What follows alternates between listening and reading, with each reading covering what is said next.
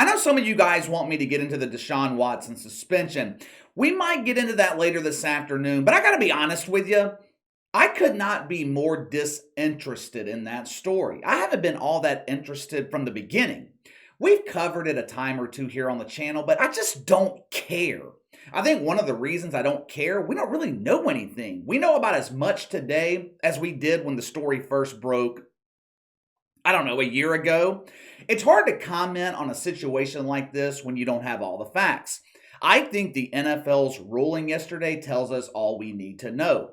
I was a bit skeptical about all these allegations from the beginning. I don't know, it came off like a cash grab to me. Now, that does not mean Deshaun Watson is completely innocent, also doesn't mean that he's guilty. The NFL giving him a 6-game suspension, it's basically a virtue signal. When you read between the lines, the message is, we don't have enough evidence to suspend him, but we don't want to deal with the backlash from the shit fucks.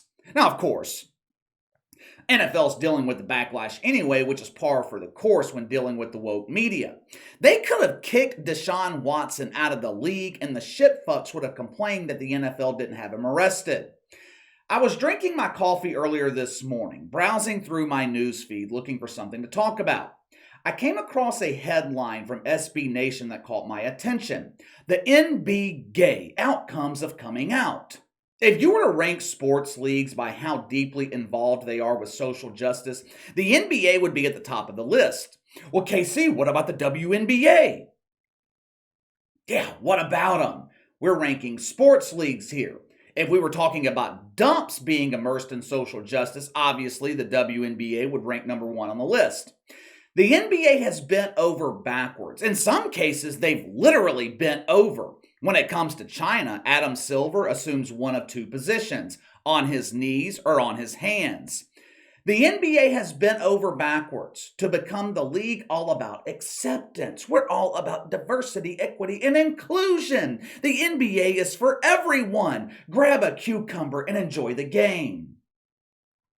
The truth is, the NBA is not for everyone. Now, sure, as a business, especially as an entertainment business, you want to market your company to as broad of an audience as possible. But let's just be real here.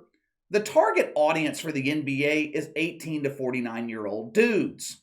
Over the last couple of years, it seems the NBA has forgotten, maybe not forgotten, it seems the NBA has taken their 18 to 49-year-old male audience for granted.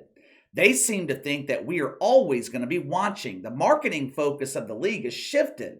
They have spent millions upon millions of dollars marketing the league to about 7% of the overall population. The segment of the population that likes to display their pride.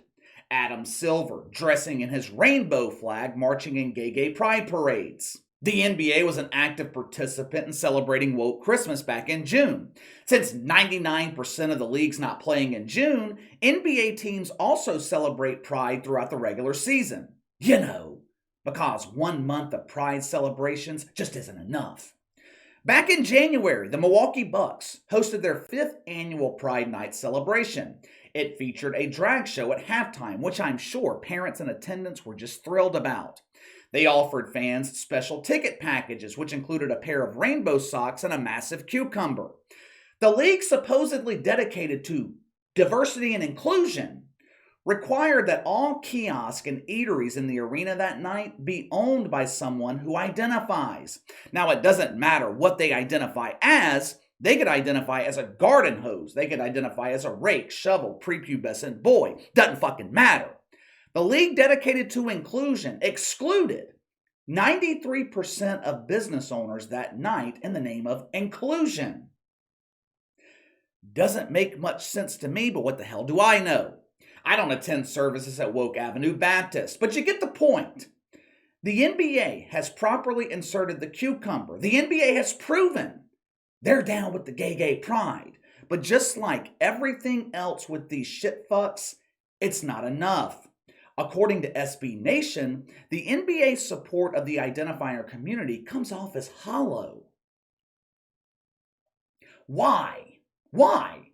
Have they not participated in enough butt bongo sessions? Did they forget a color when they tasted the rainbow? Does SB Nation feel like the NBA is using the LGBT community just like politicians and everyone else who uses the movement for their own personal gain?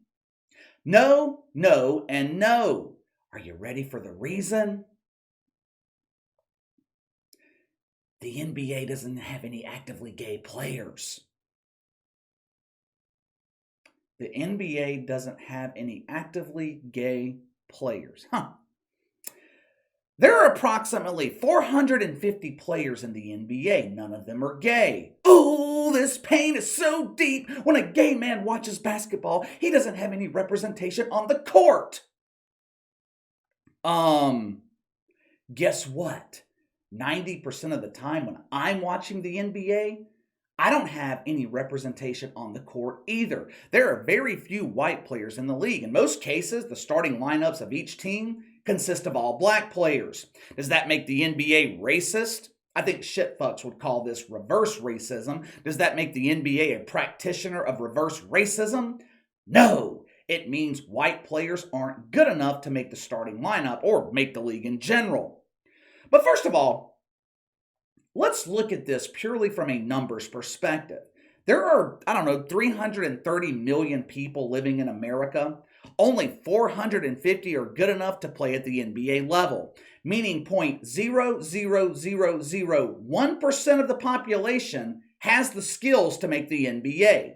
Now, of the 330 million, only 23 million belong to the identifier community. Do you see where I'm going here? Take that percentage I just gave you, double, triple, quadruple it, and that is the odds of someone identifying as an identifier making it to the NBA. SB Nation claims that one of the reasons we don't see gay representation in the NBA is the stigma surrounding gay men. People view gay men as feminine. They view gay men as weak, and straight men are viewed as strong and masculine. This is partially true. First of all, not all gay men are weak, just like not all straight men are strong. There are plenty of straight beta males that don't have an ounce of strength in them. There are plenty of gay dudes that will kick your fucking ass. But where does the stigma come from? Where does the stigma that gay men are weak come from? Oh, hell, I don't know. Maybe, just maybe, people are given that perception from what they're presented by the media. Dudes dressing in drag, putting on a fucking drag show during halftime. Remember all the gay men we were shown during Woke Christmas? You remember that? If you don't remember, let me refresh your memory. Watch for yourself.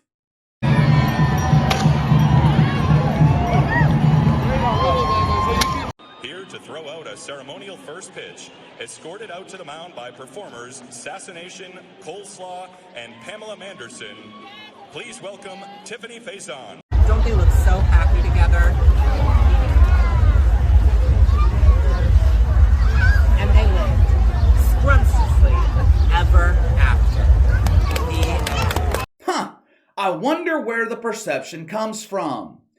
SB Nation goes on to claim that the reason we don't see more gay players in the NBA is because if a player likes to bang the Pepperidge Farm guy in his spare time, he's afraid to openly admit it. NBA players are afraid to walk out of the gay dungeon because of all the toxic masculinity in this league. They would be ridiculed. They would be ostracized. Are you fucking out of your mind? In my 37 years on this earth, it has never been easier to admit the gay pride than right now. Matter of fact, athletes who come out of the dungeon often capitalize on it financially. How many of you had ever heard of Carl Nassib before last summer?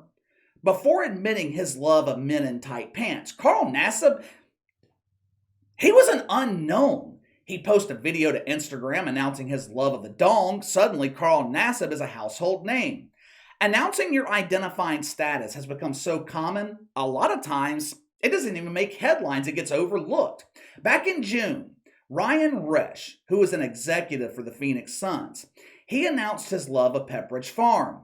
Now, if this would have happened 20 years ago, it would have been national news. 20 years ago, someone associated with a major sports franchise coming out of the dungeon, it would have been a big deal. Today, no one even notices. If I had to guess, none of you have ever even heard of Ryan Resch until I just brought him up. His announcement received so little media attention a couple of months ago, Ryan Resch has just 281 followers on Instagram. This whole representation thing, diversity, equity, and inclusion, it's complete bullshit. Do you think gay people really care if the NBA players that they're watching prefer peaches instead of big cucumbers? Do you think it really affects them on a personal level? This movement is 100% media driven. It all started with gender. If a Fortune 500 company had nothing but men in executive positions, they were pressured to promote women. Then they moved to race. If they had men and women, they were all white, they were pressured to promote black men and women. Then it moved to immigrants. Once companies thought they were diverse, they were pressured to promote immigrants. Now keep in mind, qualifications didn't matter. It was all about checking the woke boxes of diversity and inclusion. Now, we are expected to ask people how they like their cucumber before considering them for a position. But KC, all people deserve representation. It's all about the equity. That's not true. Equity cannot exist in a capitalist system. The question is, what's next? What's next? What will companies, or in this case, leagues like the NFL and NBA, what will they be pressured to include next? If you've been following this channel for a while, you already know the answer. The media is going to pressure professional sports leagues to include transgender athletes. They're going to pressure the NFL to allow a woman who identifies as a man to play in their league. It might happen at the college level first, but it's coming. Then when the inevitable happens, someone like J.J. Watt splits the woman in half, the media will turn around and blame the NFL for allowing her to play. It's a sick, twisted game to these people. That's all this is to them, a game. To see how far they can push the boundaries of decency, to see how much control we will allow them to have.